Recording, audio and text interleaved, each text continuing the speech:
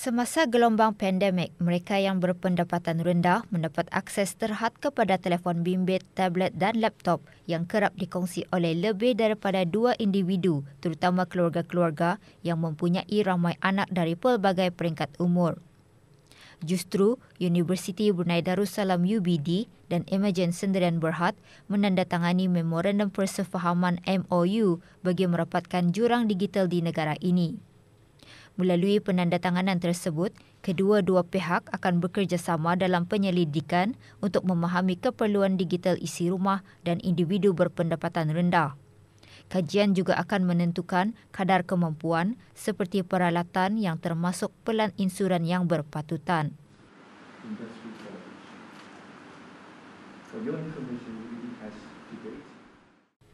Orang ramai dinasihatkan untuk merujuk kepada Kementerian Kewangan dan Ekonomi jika terdapat maklumat yang mencurigakan atau tidak sahih. Ini susulan terdapatnya akaun Instagram dengan nama Ministry_Loan_Brunei dan Facebook dengan nama Ministry Personal Loan Brunei. Menurut Kementerian Kewangan dan Ekonomi, tidak ada akaun-akaun rasmi kementerian berkenaan dengan nama yang dinyatakan. Kementerian Kewangan dan Ekonomi tidak pernah menawarkan pinjaman kewangan peribadi kepada orang awam sebagaimana yang dinyatakan di dalam akaun-akaun palsu berkenaan. Akaun-akaun rasmi Kementerian Kewangan dan Ekonomi di Instagram adalah Mofi Brunei dan Facebook adalah Ministry of Finance and Economy Brunei Darussalam. Barang kemas, perhiasan, baju kurung dan cara Melayu serta kuih muih ditawarkan di Bazar Aidilfitri yang diadakan di kawasan letak kereta Rimba Point. Bazar dianjurkan oleh Majlis Perundingan Kampung MPK Sungai Bunga dengan kerjasama Jabatan Daerah Brunei dan Muara.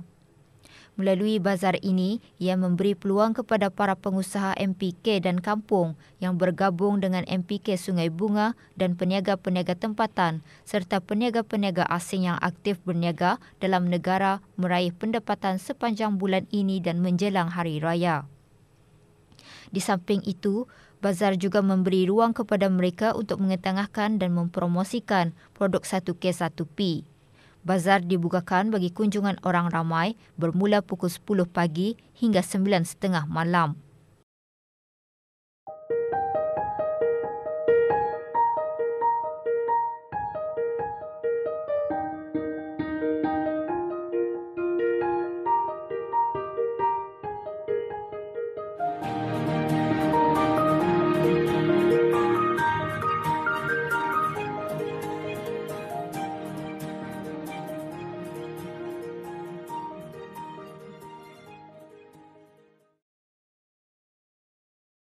Lebih 600 pohon buah durian ditanam di tanah seluas 37 ekar di kawasan kemajuan pertanian Tanah Jambu dijangka akan membuahkan hasil.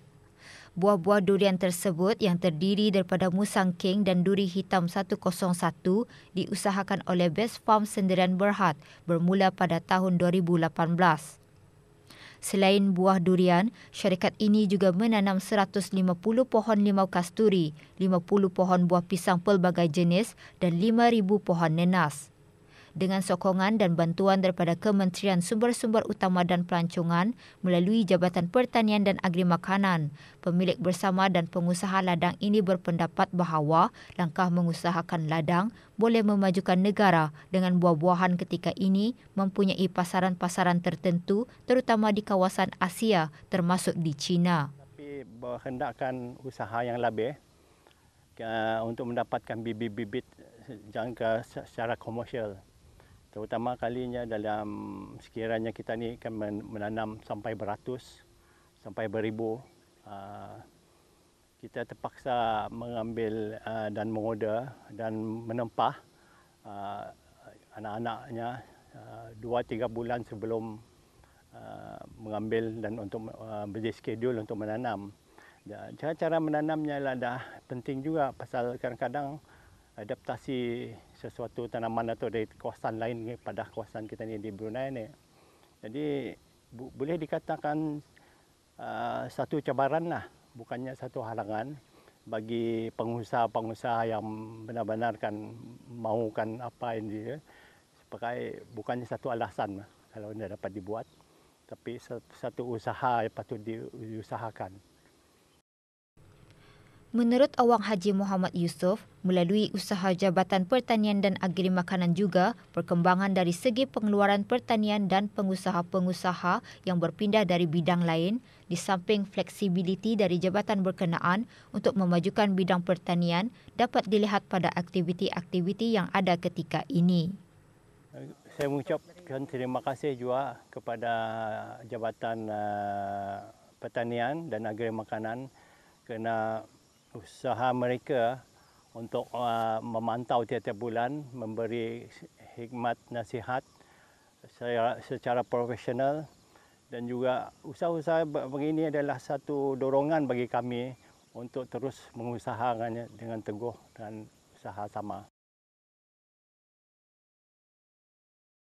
Dengan mengambil cabaran menghasilkan sesuatu kelainan, seorang pengusaha tempatan berjaya menghasilkan produk kulit buatan tangan yang berkualiti dan sebanding dengan produk luar negara.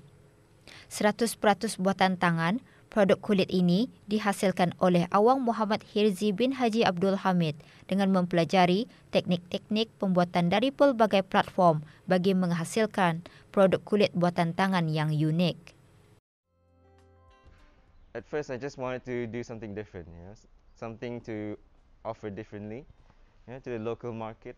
And personally, I've always liked to design. I make it a point to use the highest quality materials.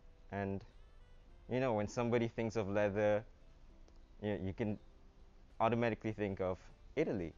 So, Italy is where I got my materials from. And it's important now, to start something of your own because, currently you need local products, just to show Bruneian talents and that we can do it, as Bruneians. Barang antik mempunyai nilainya yang tersendiri dan kebanyakannya boleh meraih sehingga ribuan ringgit. Bagaimanapun, mengumpul barang-barang antik apalagi unik telah menarik minat Awang Haji Sulaiman bin Nudin berusia 76 tahun. Selain mendapatkannya di negara ini, beberapa barang koleksinya juga diperoleh dari Malaysia dan Indonesia. Satu benda yang saya rasa unik usulnya.